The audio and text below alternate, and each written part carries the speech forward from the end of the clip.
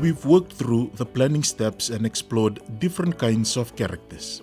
Now, let's figure out how the story will develop by creating a story arc.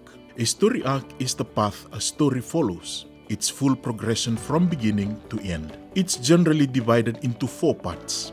Number 1, setup. This is the first part of the story, when its main characters are introduced and the setting is explored. The setup must be interesting enough to reel in the audience so that they continue following.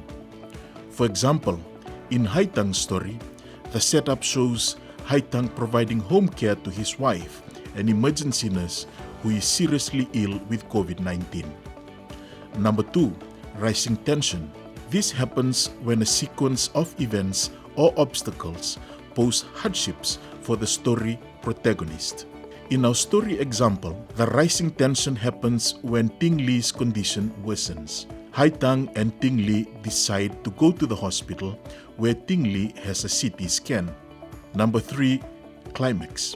This is the peak of the story arc and the moment of crisis and truth for the protagonist. This is often a highly emotional moment. In Haitang's story, the climax is when the CT scan confirms that the virus is spreading throughout Ting Li's body.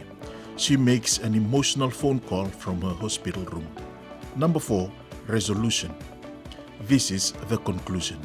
The hero finally overcomes the conflict, learns to accept it, or is ultimately defeated by it. This is where the journey ends.